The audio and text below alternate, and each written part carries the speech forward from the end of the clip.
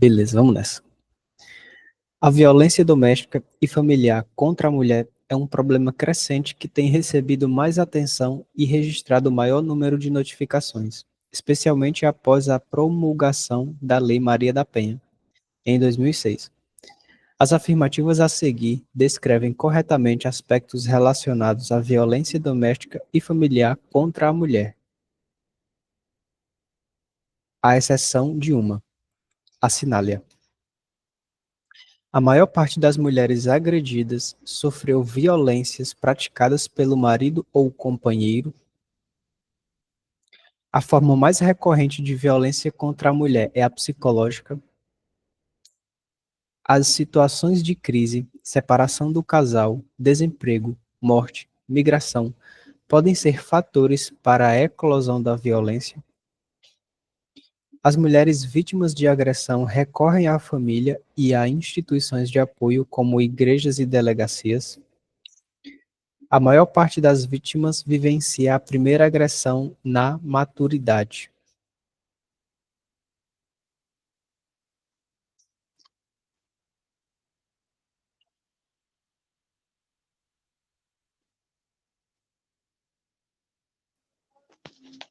Eu acho que eu chutaria aí, né? Na Letra E. moral. Essa daqui a gente exclui. A forma mais recorrente de violência contra a mulher psicológica, sim. As situações de crise, separação do casal, desemprego, morte, migração. Pode ser.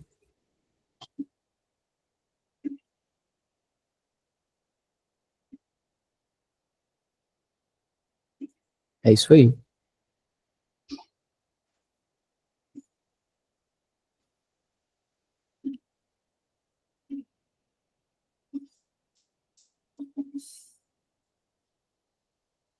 Estudos indicam que muitas mulheres começam a sofrer violência ainda na juventude, e não predominantemente na maturidade.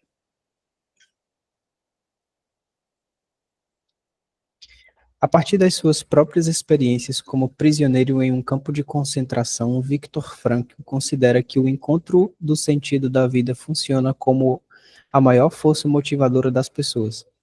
Ele preceitua que a criação ou desenvolvimento de manifestações artísticas pode levar nesse processo de autoconhecimento. A proposta teórica de Frankl é conhecida como logoterapia, psicanálise, psicologia dos complexos, psicologia analítica, orgonoterapia. Alguém Sim, conhece sei da essa? letra A. Aham. Essas aqui, vocês conhecem a orgonoterapia? Nunca nem ouvi falar. Aqui é Freud, teoria dos complexos. Seria Jung também, aqui é Jung.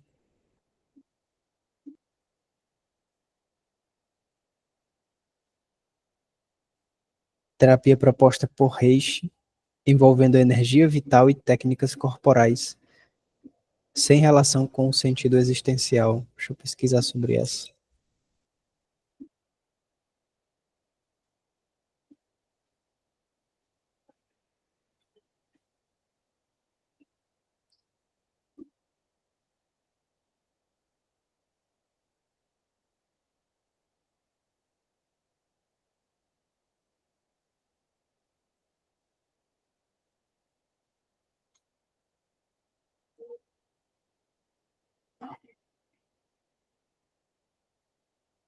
Aqui, terapia corporal reikiana.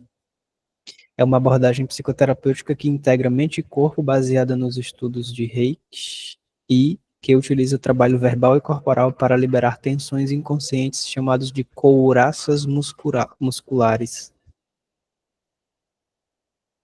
Através de massagem, exercícios respiratórios e movimentos específicos, a terapia visa reativar a circulação da energia vital, orgone no corpo, promovendo a saúde física e psíquica e ajudando o paciente a acessar e resolver conflitos emocionais.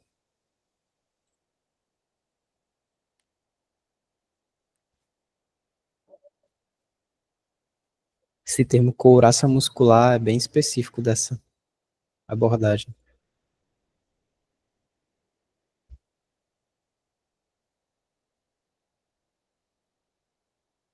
Vamos adiante.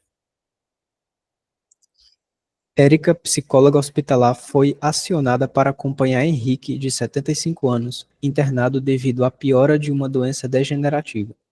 Henrique expressou o desejo de receber alta para poder morrer com dignidade em sua residência, junto de seus familiares e animais de estimação.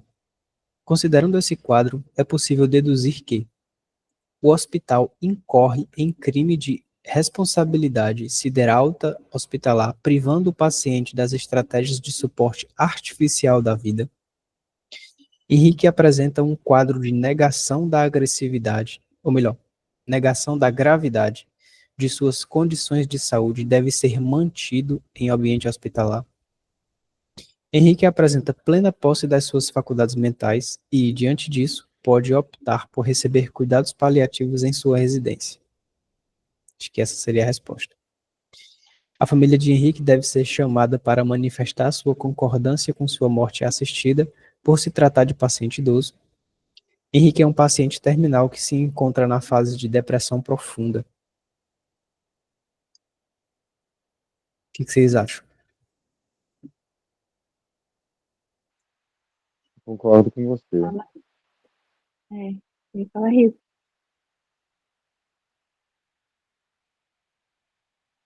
É isso mesmo. Embora diga que ele tem uma doença degenerativa, ele expressou o desejo, então ele tem posse das suas faculdades mentais e pode escolher experienciar o resto da sua vida em casa. Emergências e desastres impactam de forma trágica indivíduos e comunidades, não apenas no plano material, mas também no emocional. Entre as abordagens utilizadas na intervenção em crise, destacam-se aquelas voltadas à reestruturação de pensamentos disfuncionais e ao desenvolvimento de estratégias de enfrentamento mais saudáveis. Essas intervenções têm como referencial teórico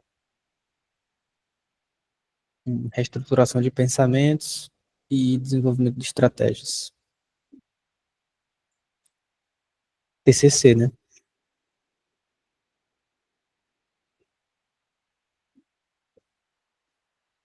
Vocês tinham dúvida Eu nessa? iria de B também. Não.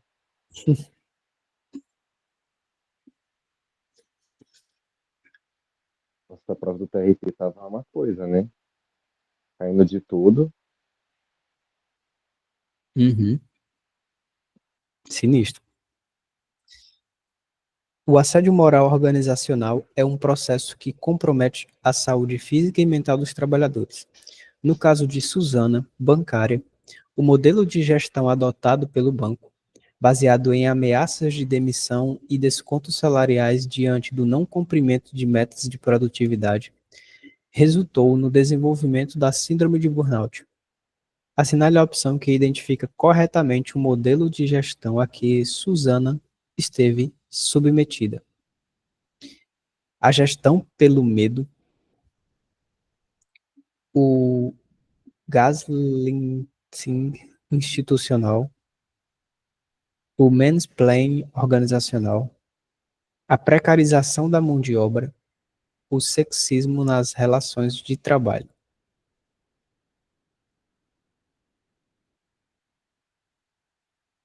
Quem traduz isso aqui?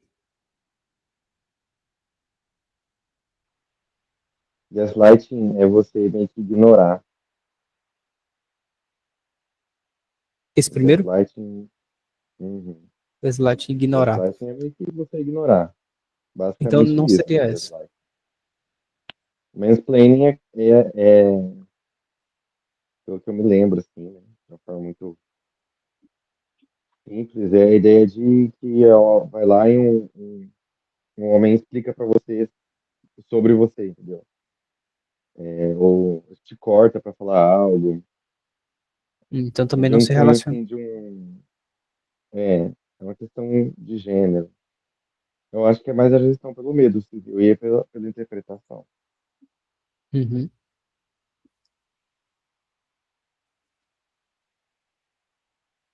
É isso aí.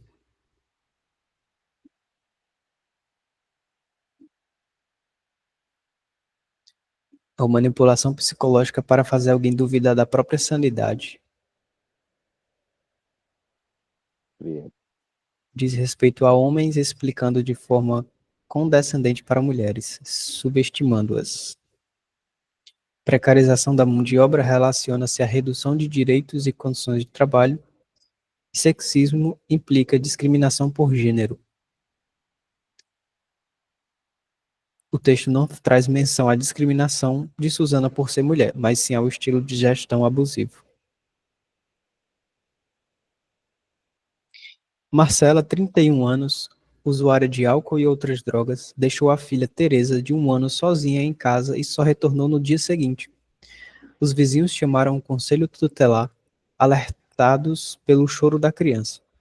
O conselho tutelar conseguiu localizar Gilberto, o avô de Teresa, e entregou para ele a criança na sede do órgão. A psicóloga do conselho tutelar deu as orientações cabíveis naquele momento. Diante dessa situação e considerando as medidas possíveis no melhor interesse de Marcela e de Teresa, é correto afirmar que Gilberto pode requerer judicialmente a interdição de Marcela e a curatela de Teresa. Marcela deve ser internada em um serviço residencial terapêutico para um tratamento de redução de danos.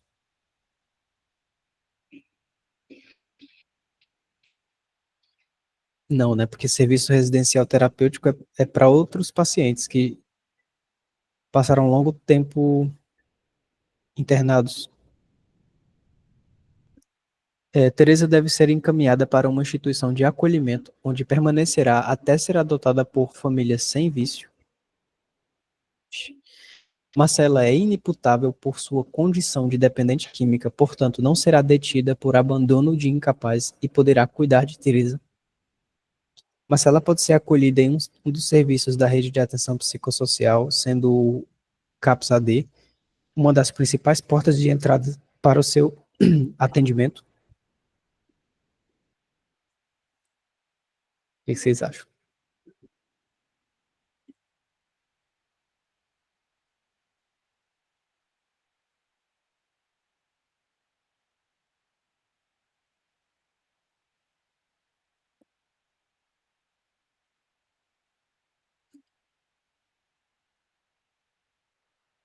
Ah, eu acho que eu ia de E, né? Não sei. Porque o pedido da questão é diante da situação e considerando os pedidos possíveis na maior interesse de Marcelo de Tereza. Essa A tem coisas que eu não tenho certeza, talvez até possa ser, né? Mas pensando melhor, medidas possíveis no melhor interesse de Marcelo de Tereza, sendo que na A já, não, já nem cita Marcelo. E aí eu acho que é mais óbvio, né? Uhum.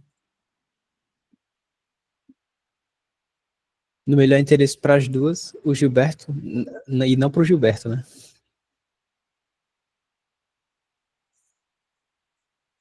Eu E. fiquei me perguntando o que que é esse negócio curatela na letra A. Deixa eu ver aqui.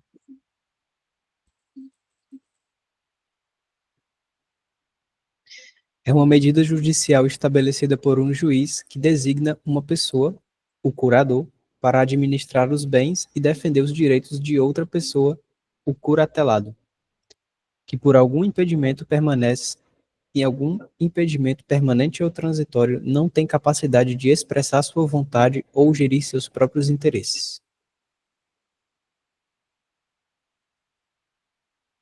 Uhum.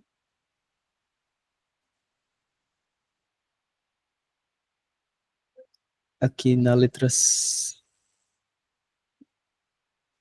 B, internação compulsória é um serviço residencial terapêutico. Em um serviço residencial terapêutico não é a primeira linha de intervenção em políticas públicas.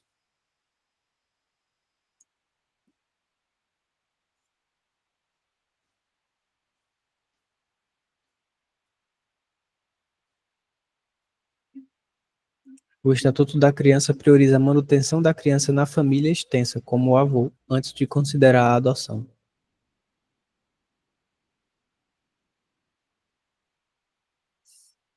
A dependência não garante automaticamente a inimputabilidade, e a questão de detenção por abandono de incapaz deve ser decidida judicialmente, considerando medidas de proteção à criança. Perfeito.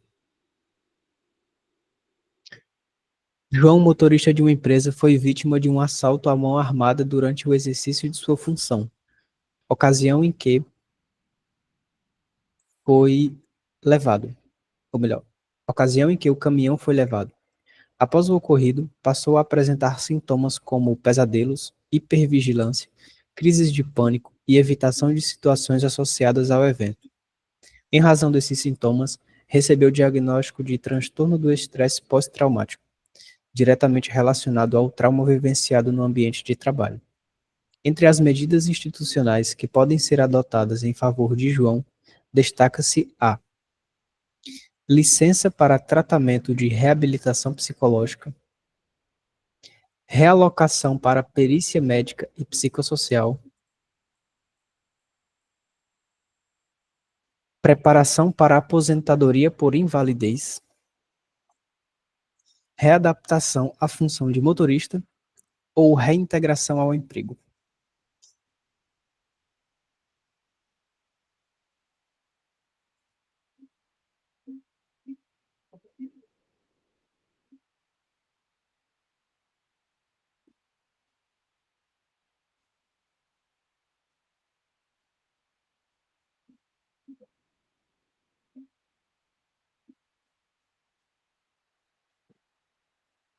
Essa aí eu ficaria em dúvida entre a A e a B, mas eu acho que eu ia de A.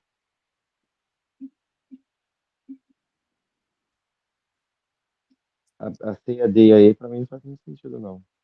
C, D e E. Reintegração ao emprego, readaptação à função de motorista, preparação para aposentadoria por invalidez.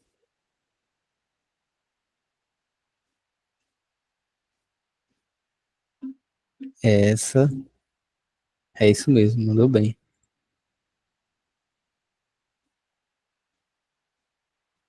Faz mais sentido, né? Considerando que no final do enunciado ele fala o, o transtorno é diretamente relacionado ao trauma vivenciado no ambiente de trabalho, o afastamento do ambiente de trabalho, acho que faz parte do tratamento, né? Com certeza. Então, uma licença seria essencial.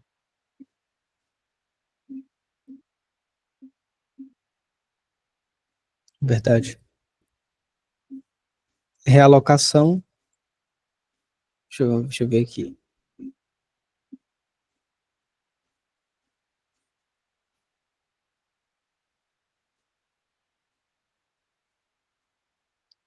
Seria oferecer o suporte, né?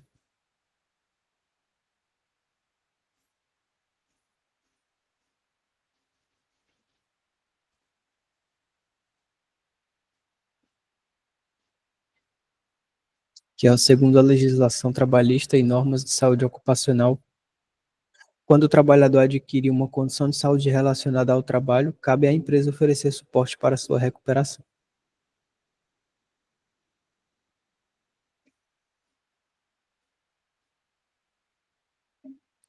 O DSM-5 identifica determinados transtornos alimentares que estão diretamente relacionados ao desenvolvimento da obesidade.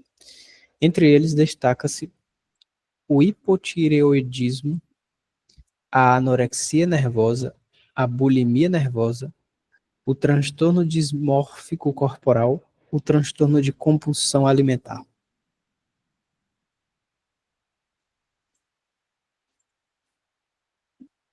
Eu iria no letra E.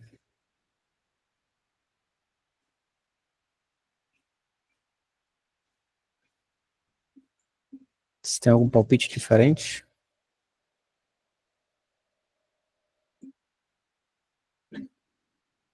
Isso aí.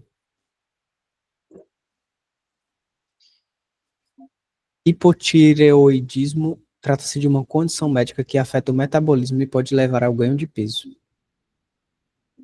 mas não é caracterizado como transtorno alimentar do DSM-5.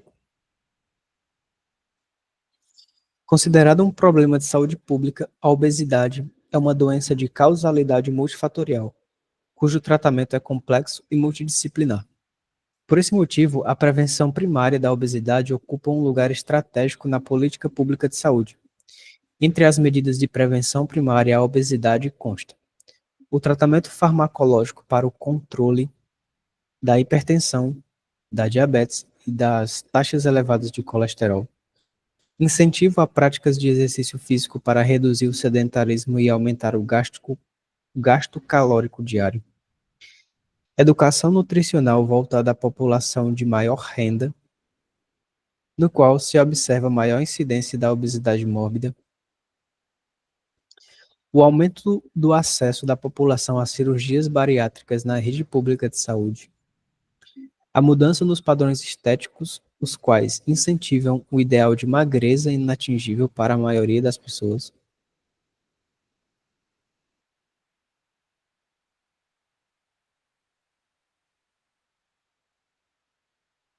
Letra B, né? Letra B. Prevenção primária, né? Incentivar.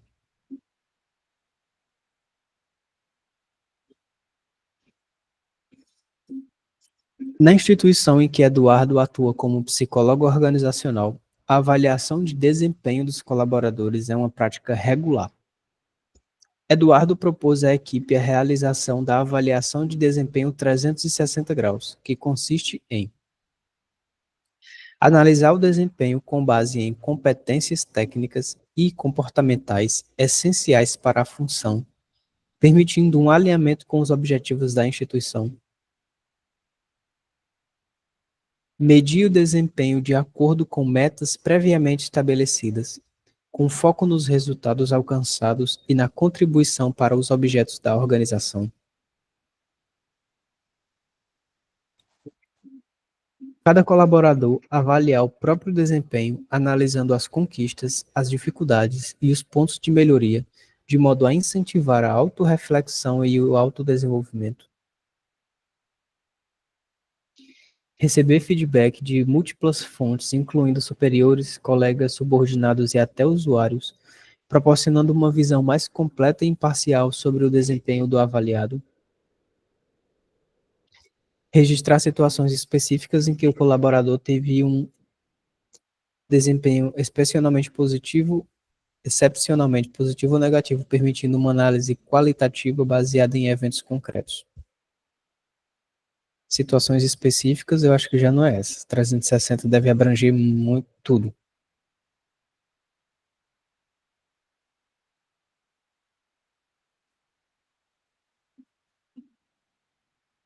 Avaliar o próprio desempenho.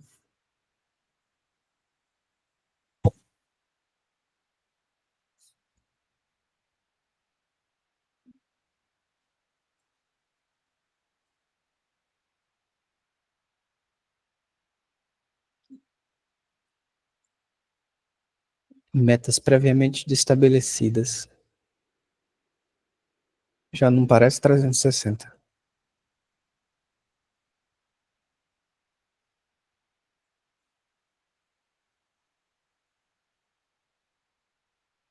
Aqui também não. Essa eu não sei, mas eu acho que eu chutaria a D, eu acho.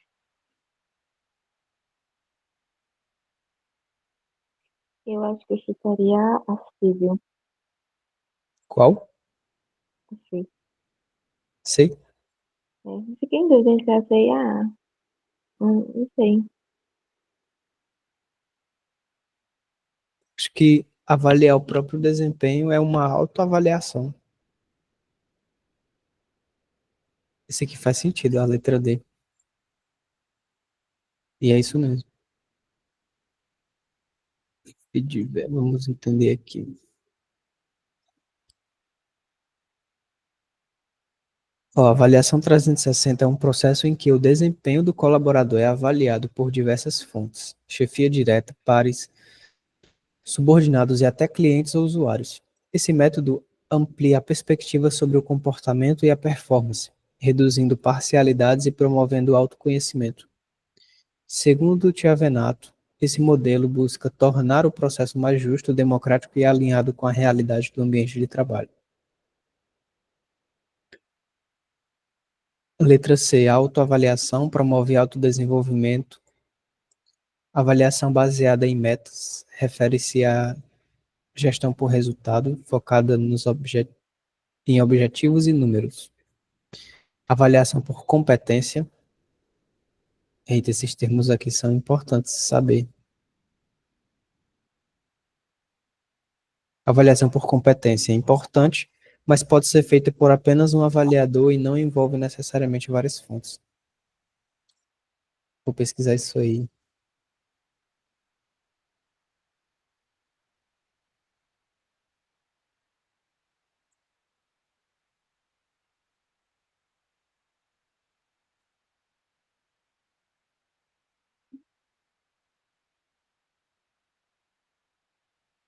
E está muito superficial essa resposta.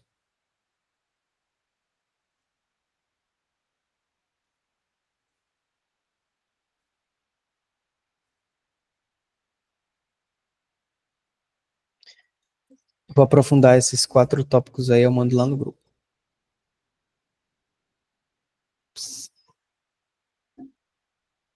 Cadê? Aqui. Mesmo com o expressivo crescimento da presença feminina no mercado de trabalho, persistem desigualdades nas condições de trabalho e o preconceito direcionado às mulheres. As opções a seguir apresentam exemplos dessa situação, à exceção de uma. A disparidade salarial entre homens e mulheres, a desigualdade na promoção de mulheres a cargos de chefia e liderança, as restrições na contratação de mulheres em idade reprodutiva ou com filhos pequenos. Acho que essas duas já não é. O questionamento sobre a vocação das mulheres para funções ligadas à assistência à saúde e à educação. A sobrecarga da dupla jornada devido aos afazeres domésticos, historicamente atribuídas às mulheres.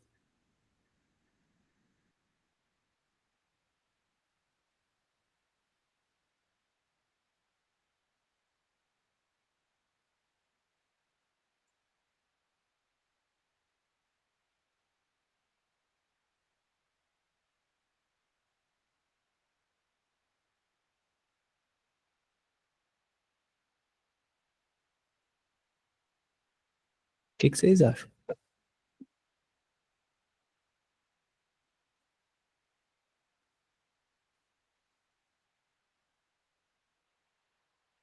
Eu acho que seria a D, porque funções ligadas à assistência, saúde, educação, são funções, na verdade, que muitas vezes são agregados à função feminina, né? A função de cuidado. Ah, daí, eu colocaria D. O questionamento, não sei se a vocação, essa tal vocação de mulheres para essas funções de cuidado é uma coisa questionada, na verdade é uma coisa incentivada. É isso aí.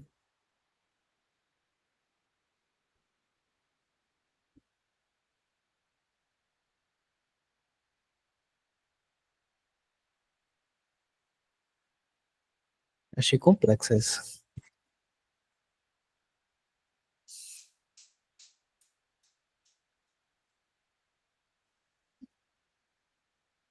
A alternativa D menciona o questionamento sobre a vocação das mulheres para funções da assistência, saúde e educação.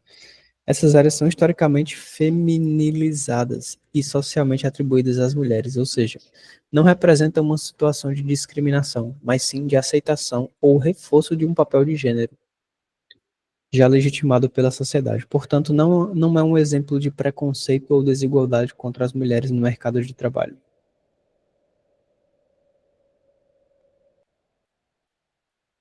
Beleza. Edson, 30 anos, foi diagnosticado com transtorno do espectro autista, de nível 1 de suporte. Ele foi aprovado no concurso para servidor do TRT, utilizando a cota destinada a pessoas com deficiência. Sobre essa situação, assinale a afirmativa correta. Embora o TEA seja um transtorno neurocognitivo, há indivíduos autistas que se destacam pelo desempenho intelectual acima da média. Classificar o TEA como um transtorno do neurodesenvolvimento é uma forma de capacitismo e exclusão de pessoas com capacidades cognitivas normais. O TEA nível 1 de suporte não é considerado uma doença ou deficiência, na medida em que é apenas uma neurodiversidade que dispensa qualquer intervenção terapêutica. Edson faz uso indevido da política afirmativa para pessoas neurodivergentes, a qual é reservada a pessoas com TEA de nível 2 e 3 de suporte, entre outras patologias. A legislação que garante direitos à pessoa com deficiência abrange o TEA nível 1 de suporte e garante o acesso de pessoas com diagnósticos de TEA à política de inclusão.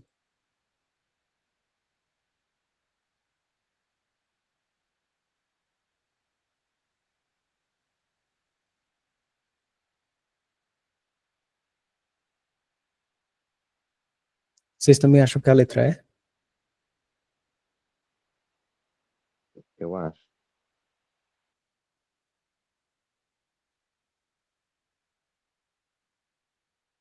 Isso aí.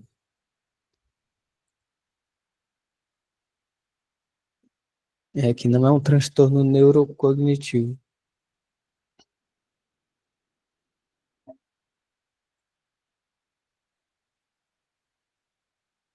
De acordo com o Código de Ética Profissional do Psicólogo, o psicólogo trabalhará visando promover a saúde e a qualidade de vida das pessoas e das coletividades e contribuirá para a eliminação de quaisquer formas de negligência, discriminação, exploração, violência, crueldade e opressão. No que se refere à atuação no campo de álcool e outras drogas, considerando a dimensão ético-política da psicologia, o psicólogo deve distinguir os usuários cuja perda de autonomia se instaurou, ofertando tutela para que os mesmos possam ser protegidos, priorizar o trabalho junto à população em situação de rua, sobretudo mulheres gestantes com práticas predominantemente de recolhimento que garantam seus direitos, garantir que a questão das drogas seja circunscrita ao campo da saúde, possibilitando que os usuários tenham acesso às internações hospitalares de que necessitam, viabilizar estratégias de cuidado que fortaleçam a possibilidade de abstinência do uso de drogas, tais como as comunidades terapêuticas vinculadas à atenção psicossocial, atuar de modo intersetorial na perspectiva de garantias de direitos, enfrentando a lógica reducionista que aborda a questão das drogas pela via da doença e periculosidade.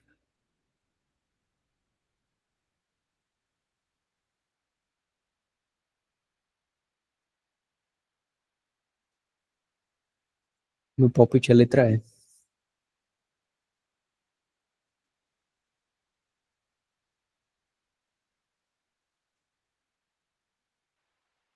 Eu também. Eu acho o resto muito estranho. É isso aí.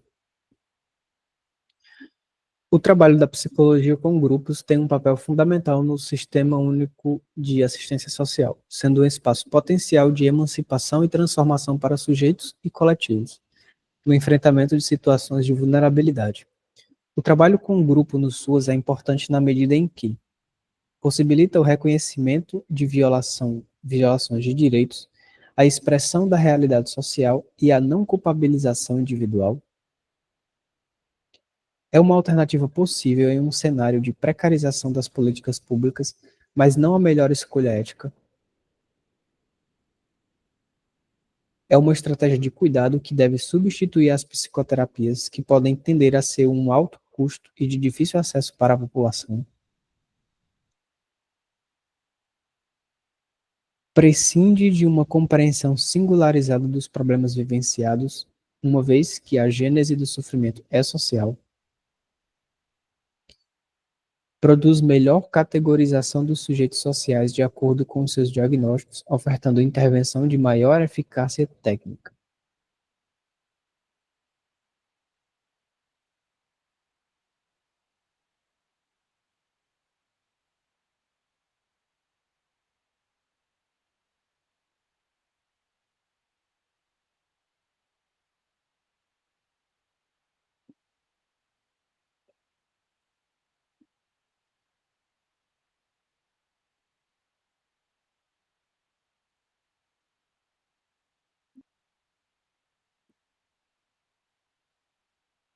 O que vocês acham?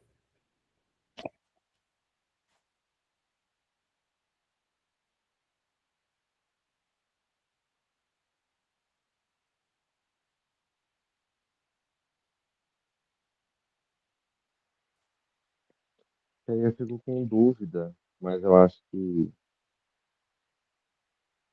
Eu iria a de A, mais eu acho. Chutaria na A. é, eu pensei bastante na A, mas assim, algumas já são bem, dá para excluir algumas, né, já. A E, eu acho que dá para excluir. A B, porque como assim, por que que não seria melhor escolher a E?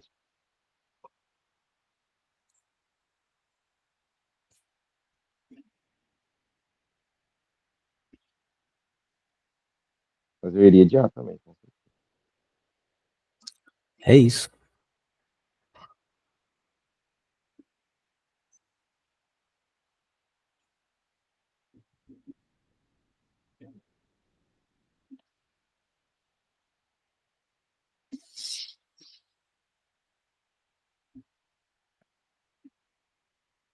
Vamos para a última.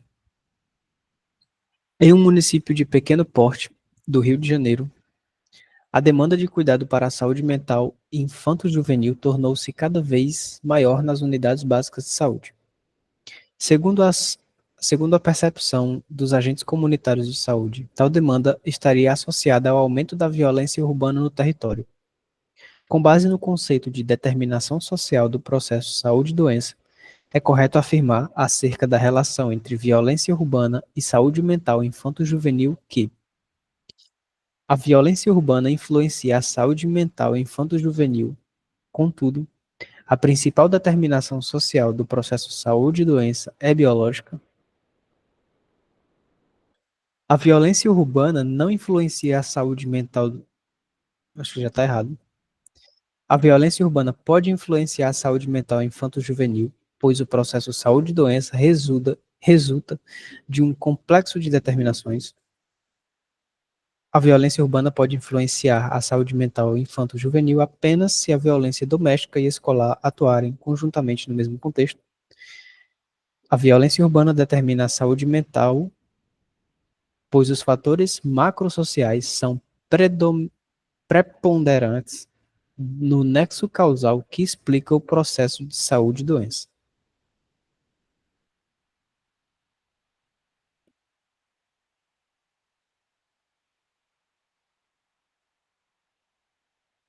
Acho que sim, né?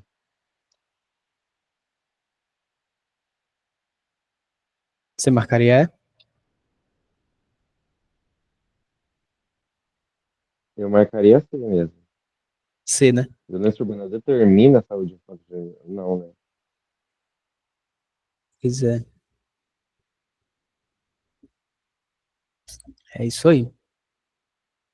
Vou parar aqui a gravação.